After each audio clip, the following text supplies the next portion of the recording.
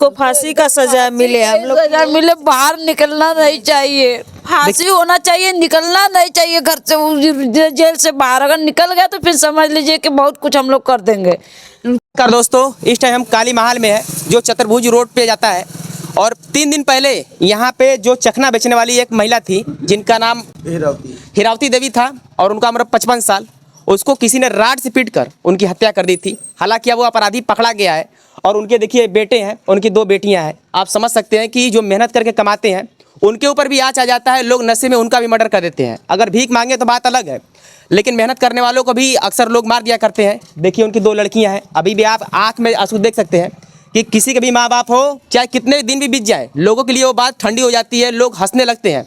लेकिन जो उनके बच्चे होते हैं ना, उनके लिए जीवन भर का वो दर्द रह जाता है। देखिए उनके एक बेटे हैं, गोविंद नाम है, वो ऑटो रिक्शा चलाते हैं और उनके देखिए 2 लड़कियां हैं और उनका यही कहना है कि कुछ भी हो अपराधी छूटने ना पाए और उसको कड़ी से कड़ी सजा मिले। देखिए गरीब होते हुए भी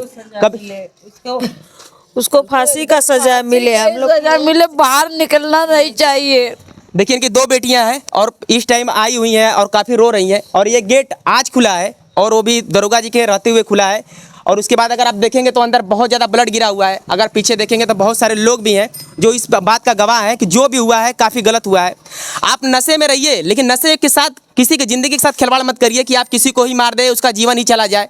क्योंकि आप नशा करते हैं, अपने पैसे से करते हैं, अपने लिए करते हैं, लेकिन आपको किसी का भी जान लेने का अधिकार नहीं है कि आप नशे में किसी का भी जान ले लें। अगर उनका आधी रात को अगर आप आए, अगर उस टाइम चखना मौजूद नहीं है तो वो महिला यही कहेगी कि आपको नहीं मिल सकेगा। लेकिन आप नशे के चक्कर में सोचेंगे कि ये कैसे नहीं दे रही है, मेरा नशा टूट रहा है, आप नशे के चक्कर में उसकी जान ले लिए। सोच लिए उसको एकदम फांसी होना चाहिए, निकलना नहीं चाहिए घर से, जेल से बाहर अगर निकल गया तो फिर समझ लीजिए कि बहुत कुछ हम लोग कर देंगे। उनको एकदम फांसी का ही सजा होना चाहिए। जो अपराधी या अपराधी का नाम हिमांशु गुप्ता के रूप में हुई है। घर वाले भी चाहेंगे भी ना तो हम लोग उसको निकलने नहीं देंगे। उन लोग कबूल किए हैं कि घर से बाहर अगर निकल गए, उन लोग अपने से जेल में डलवाएं, फिर दोबारा अगर उन लोग को निकालेंगे तो उन लोग को भी हम लोग छोड़ेंगे नहीं। बल्कि ये अपराध ऐसा है कि इस अपराध में ज़्यादा पाप कर सकता है। कैसे किसी का जान लेना, आप समझ सकते हैं कि जान लेना बहुत बड़ी के साथ भी घटना कर सकता है। वो ऐसा हो गया है कि वो निकलना नहीं चाहिए, इसलिए कि वो किसी के भी साथ आज हमारे साथ किया है, कल किसी और के साथ भी कर सकता है। देखिए पीड़ित की जो लड़कियां हैं उनका कहना है कि आज मेरी माँ बाप के साथ ऐसा हुआ है, कल किसी और के साथ भी हो सकता है। और ये बात हकीकत है। कैसे अगर उसकी सोच अगर ऐसी है और किसी का भी नशा में जान ले सकता है, तो आज इनका लिया है तो कल किसी और का भी ले सकता है। जाहिर सी बात है कि ऐसे अपराधी को अगर जेल में ही रखे तो सही है। कैसे अगर आप छोड़ देते हैं फिर किसी और का जान ले लेता है तो इसमें प्रशासन की गलती हुई। देखिए उनके लड़के हैं, अगर आप कुछ कहना चाहें उसके बारे में। भैया हम तो बस बोलेंगे कि बस उसको छोड़ना नहीं चाहिए, बाकी जेल ही में वो सड़ता रहे तो तभी ठीक है, बाहर आएगा तो दिक्कत हो जाएगा। मेरी माँ उसी नहीं थी, माँ जो जैसे बोले उसे करती थी, दुकान खुलता था वो भी हमको रहेगा तो सुकून नहीं, उसको कानून फांसी की ही सजा दे, इसलिए कि वो कभी भी कोई भी पैसे के दौलत छुड़ा सकता है, लेकिन वो छूटना नहीं चाहिए, उसको फांसी की सजा होनी चाहिए। वो किसी के साथ भी घटना कर सकता है, आज इसके साथ किया है कल किसी और के साथ। देखिए 3 दिन घटना को हो गया है। अगर आप इधर देखेंगे तो काफ़ी ब्लड गिर चुका है, क्योंकि राड से पीटने पर सर पे से बहुत ब्लड गिरा होगा। देखिए ये देखिए सबूत है, देखिए बेलन है यहाँ पे। देखिए आज ये 2-3 दिन बाद ये रूम खुला है और इसमें से काफ़ी स्मेल आ रहा है। कैसे आप जानते हैं कि ब्लड गिरा है, इसलिए काफ़ी महक रहा है। और देखिए इसी रूम में जो दादी थी, इसी रूम में रहती थी और चखना बेचती थी और अपना मेहनत से अपना पेट पालती थी।